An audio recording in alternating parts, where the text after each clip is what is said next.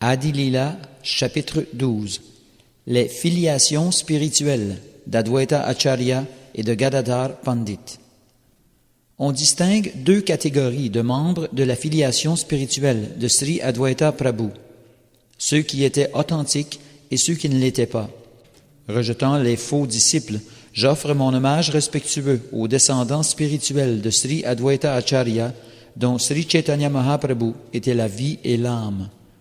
Toute gloire à Sri Chaitanya Mahaprabhu, toute gloire à Sri Nityananda, toute gloire à Sri Advaita Prabhu, ils sont tous glorieux.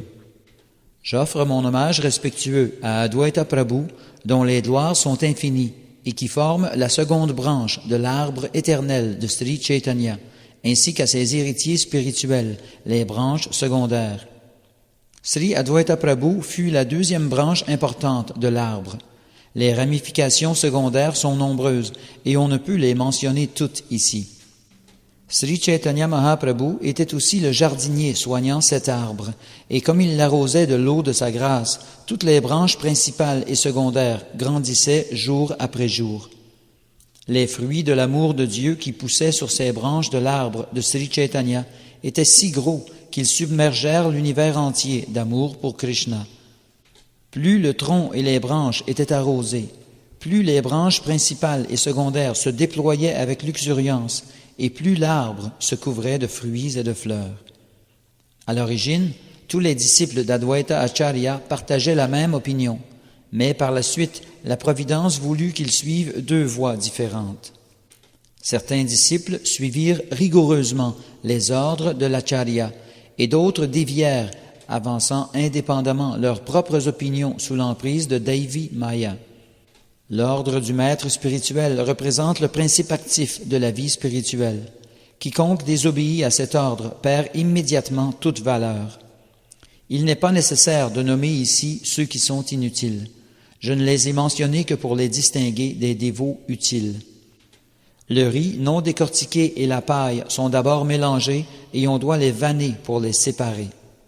Advaita Acharya donna naissance à une branche importante en la personne d'Achyutananda, son fils. Dès sa naissance, Achyutananda se voit au service des pieds pareils au lotus du Seigneur Chaitanya. Achyutananda fut très affligé d'apprendre de son père que Keshava Bharati était le maître spirituel du Seigneur Chaitanya Mahaprabhu. Il dit à son père, « En enseignant que Keshava Bharati est le maître spirituel de Chaitanya Mahaprabhu, tu perdras le pays entier. » Le Seigneur Chaitanya Mahaprabhu est le maître spirituel des 14 mondes, mais tu prétends qu'il a lui-même un maître spirituel. Aucune écriture révélée ne confirme une telle assertion. Advaita Acharya fut très satisfait d'entendre son fils Achyutananda, qui n'avait que 5 ans, affirmer cette vérité fondamentale. Krishna Mishra était l'un des fils d'Advaita Acharya. Le Seigneur Chaitanya Mahaprabhu demeurait toujours dans son cœur. Sri Gopal était un autre fils de Sri Advaita Acharya Prabhu. Écoutez bien maintenant, car tout ce qui se rapporte à lui est véritablement merveilleux. Lorsque le Seigneur Chaitanya nettoya personnellement le mandir de Gundicha à Jagannath Puri, Gopal dansa devant lui, empli d'amour et de bonheur. Tandis que Sri Chaitanya Mahaprabhu et Advaita Prabhu dansaient et chantaient le mantra Hare Krishna, leur corps révélait différents symptômes d'extase et leurs esprits baignaient dans la joie. Alors que tous dansaient sans fin, Gopal s'évanouit et tomba à terre sans connaissance. Advaita Acharya Prabhu fut très affligé. Prenant son fils dans ses bras, il se mit à chanter le mantra de Sri Nrsimha pour invoquer sur lui la protection du Seigneur. Advaita Acharya récita divers mantras, mais Gopal ne reprit pas conscience. Tous les Vaishnavas présents pleuraient de chagrin de voir sa peine. Sri Chaitanya Mahaprabhu mit alors sa main sur la poitrine de Gopal et lui dit « Mon cher Gopal, lève-toi et chante le saint nom du Seigneur. » Dès que Gopal entendit ce son et sentit le contact du Seigneur, il se leva, et tous les Vaishnavas chantèrent le Mahamantra Hare Krishna dans la plus grande allégresse. Les autres fils d'Advaita Acharya étaient Sri Balaram, Svarup et Jagadish. Advaita Acharya avait un serviteur très intime nommé Kamalakanta Vishvas qui connaissait tous ses faits et gestes. Alors que Kamalakanta Vishvas se trouvait à Jagannath Puri, il envoya une note à Maharaj Prataparudra par l'intermédiaire d'un messager. Nul ne connaissait le contenu de ce message, mais d'une façon ou d'une autre, il parvint entre les mains de Sri Chaitanya Mahaprabhu. Ce billet présentait Advaita Acharya comme étant une manifestation de Dieu, la personne suprême. Mais il mentionnait également qu'Advaita Acharya s'était récemment endetté d'une somme d'environ 300 roupies que Kamalakanta Vishvas voulait rembourser. Le Seigneur Chaitanya Mahaprabhu fut mécontent lorsqu'il lut la note, bien que son visage continuât à resplendir comme la lune. En souriant, il prononça alors ces paroles. Il a présenté Advaita Acharya comme une manifestation de Dieu, la personne suprême. Il n'y a rien de faux en cela, car il est effectivement le Seigneur lui-même. Mais il a fait d'une manifestation divine un mendiant indigent. Je le punirai donc pour qu'il se corrige. Le Seigneur ordonna à Govinda, à partir d'aujourd'hui, ne permets plus à ce Bauliya Kamalakanta Vishvas de venir ici. Lorsque Kamalakanta Vishvas apprit quelle punition lui imposait Sri Chaitanya Mahaprabhu, il en fut très malheureux. Mais quand Advaita Prabhu l'apprit à son tour, il en fut très content. Voyant la détresse de Kamalakanta Vishvas, Advaita Acharya Prabhu lui dit, « Tu as beaucoup de chance d'avoir été puni par le Seigneur suprême, Dieu en personne, Sri Chaitanya Mahaprabhu. Le Seigneur Chaitanya Mahaprabhu m'a toujours considéré comme son aîné, mais je n'aimais pas le respect qu'il me témoignait ainsi. L'esprit tourmenté, j'avais donc imaginé un plan. Je fis un exposé sur le Yoga Vasishta, qui considère la libération comme le but ultime de la vie. Le Seigneur se mit alors en colère contre moi et me traita apparemment avec mépris. Ainsi châtié par le Seigneur Chaitanya, je fus très heureux d'avoir reçu sa punition similaire à celle de Sri Mukunda. Un châtiment similaire fut accordé à Mère Sachidevi. Qui d'autre qu'elle pouvait avoir la chance de recevoir une telle punition? Après avoir ainsi apaisé Kamalakanta Vishvas, Sri Advaita Acharya Prabhu alla voir Chaitanya Mahaprabhu. Sri Advaita Acharya dit à Sri Chaitanya, « Je ne peux comprendre tes divertissements spirituels. Tu as accordé à Kamalakanta une faveur plus grande que tu ne m'en témoignes généralement. La grâce dont tu as béni Kamalakanta est si grande que je n'ai moi-même jamais été l'objet d'une telle faveur de ta part. Quelle offense ai-je donc commise à tes pieds pareil au lotus pour être privé d'une telle grâce? » Lorsque Sri Chaitanya Mahaprabhu entendit cela, il se mit à rire de satisfaction et appela immédiatement Kamalakanta Vishvas. Advaita Acharya dit alors à Chaitanya Mahaprabhu, « Pourquoi as-tu rappelé cet homme et lui as-tu permis de te revoir? Je me suis ainsi fait duper par 2 fois. » À ces mots, Chaitanya Mahaprabhu eut l'esprit comblé. Eux seuls pouvaient se comprendre aussi intimement. Le Seigneur Chaitanya Mahaprabhu dit à Kamalakanta, « Tu es un Bauliya, un de ces hommes qui ne connaissent pas les choses sur leur véritable jour. Pourquoi agis-tu ainsi? Pourquoi t'immisces-tu dans la vie privée d'Advaita Acharya et salis-tu ses principes religieux? Advaita Acharya, mon maître spirituel, ne doit en aucun cas accepter l'aumône d'hommes riches ou de rois, car un maître spirituel qui accepte de l'argent ou de la nourriture des mains de tels matérialistes voit son mental fatalement souillé. Lorsque le mental est impur, il est très difficile de se souvenir de Krishna. Et lorsque le souvenir de Krishna est entravé, la vie est improductive. Un tel homme devient impopulaire aux yeux du monde, car sa piété et sa réputation s'en trouvent altérées.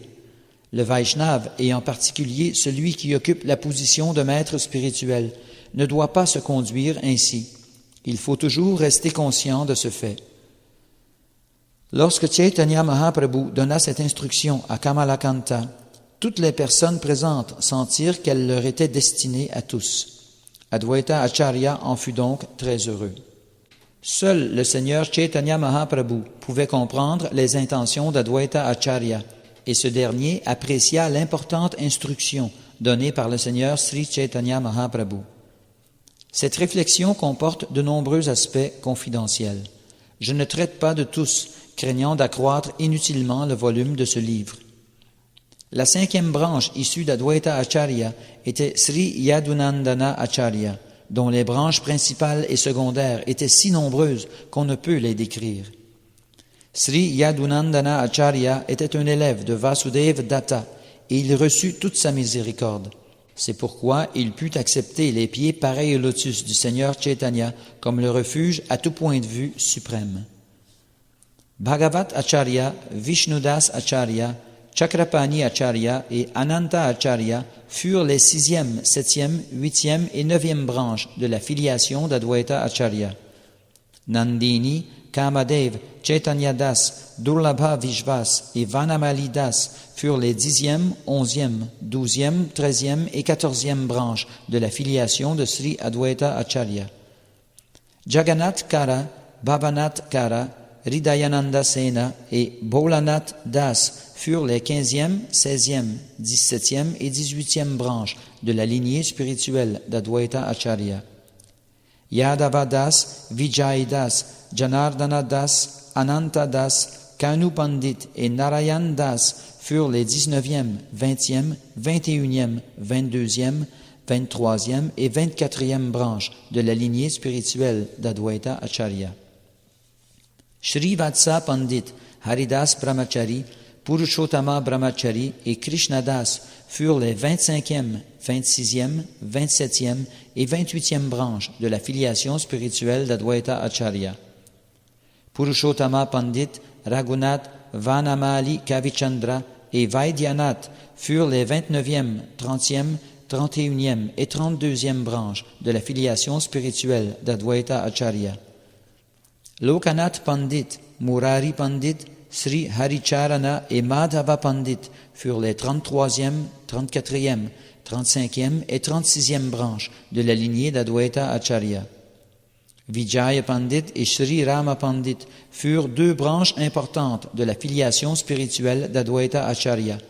Il existe d'innombrables autres branches, mais je ne peux les mentionner toutes.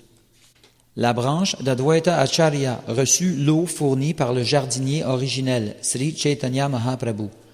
De la sorte, les branches secondaires furent nourries et produisirent fruits et fleurs en abondance. Après la disparition du Seigneur Chaitanya Mahaprabhu, certaines branches dévièrent malheureusement de sa voie. Certaines branches n'acceptèrent pas le tronc originel qui maintenait et faisait pousser l'arbre entier. Devant leur ingratitude, le tronc originel se mit en colère contre elles. Le Seigneur Chaitanya ne répandit pas l'eau de sa miséricorde sur ces branches qui se desséchèrent graduellement et moururent. Une personne sans conscience de Krishna ne vaut guère mieux que du bois mort ou qu'un corps sans vie. On la tient pour morte de son vivant et après la mort, elle encourt le châtiment de Yamaraj. Non seulement les héritiers spirituels d'Advaita Acharya qui se sont fourvoyés, mais également quiconque est opposé au culte de Sri Chaitanya Mahaprabhu doit être considéré comme un athée, sujet au châtiment de Yamaraj. Qu'il s'agisse d'un érudit, d'un grand ascète, d'un chef de famille prospère ou d'un sannyasi renommé, quiconque est opposé au culte de Sri Chaitanya Mahaprabhu devra subir la punition qui lui sera assignée par Yamaraj. Les descendants spirituels d'Advaita Acharya qui ont suivi la voie de Sri Achyutananda sont tous de grands dévots. Par la miséricorde d'Advaita Acharya, les dévots qui suivirent strictement la voie de Chaitanya Mahaprabhu atteignirent sans difficulté le refuge des pieds pareils au lotus du Seigneur Chaitanya. Il faut donc en conclure que la voie d'Achyutananda représente l'essence de la vie spirituelle. Ceux qui ne suivirent pas cette voie ne purent que se disperser. J'offre par conséquent des millions de fois mon hommage respectueux aux véritables héritiers spirituels d'Achyutananda, dont la vie et l'âme reposaient en Sri Chaitanya Mahaprabhu. J'ai ainsi brièvement décrit les 3 branches, Achyutananda, Krishna Mishra et Gopal, de la filiation spirituelle de Sri Advaita Acharya. Les branches principales et secondaires d'Advaita Acharya sont multiples. Il est très difficile de les énumérer toutes. Je n'ai donné qu'un aperçu du tronc entier de ces branches principales et de leurs ramifications. Après avoir décrit les branches principales et secondaires de la filiation d'Advaita Acharya, je vais maintenant essayer de présenter certains des membres de celle de Sri Gadadhar Pandit, la branche la plus importante de toutes. Les branches principales de la filiation de Sri Gadadhar Pandit furent Sri Dhruvananda, Sridhar Brahmachari, Haridas Brahmachari et Raghunath Bhagavatacharya. La 5e branche fut Ananta Acharya, la 6e Kavidatta, la 7e Nayana Mishra, la 8e Gangamantri, la 9e Mamu Thakur et la 10e Kanta Bharana. La 11e branche de la filiation spirituelle de Gadadhar Goswami fut Bhugarba Gosai et la 12e fut Bhagavat Das. Tous deux se rendirent à Vrindavan et y demeurèrent pour le reste de leur vie. La 13e branche fut Vaninath Brahmachari et la 14e Vallabha Chaitanya Das. Ces deux grandes personnalités étaient toujours remplies d'amour pour Krishna. La 15e branche fut Srinath Chakravarti, la 16e Uddhava, la 17e Jitamitra et la 18e Jagannath Das. La 19e branche fut Sri Hari Acharya, la 20e Sadipuriya Gopal, la 21e Krishnadas Brahmachari et la 22e Pushpa Gopal. La 23e branche fut Sri Harsha, la 24e Raghu Mishra, la 25e Lakshminath Pandit, la 26e Chaitanya Das et la 27e Raghunath. La 28e branche fut Amogha Pandit et la 29e Asti Gopal, la 30e Chaitanya Vallabha, la 31e Yadu Ganguly et la 32e Mangala Vaishnav. Shivananda Chakravarti est considéré comme une branche importante de la lignée de Gadadhar Pandit, la 33e. Il vécut toujours à Vrindavan plein d'une grande foi. J'ai ainsi brièvement décrit les branches principales et secondaires de la lignée de Gadadhar Pandit. Il en existe bien d'autres encore que je n'ai pas mentionnées ici. Tous les héritiers spirituels de Gadadhar Pandit sont considérés comme de grands héros du Seigneur, car Sri Chaitanya Mahaprabhu est leur vie et leur âme.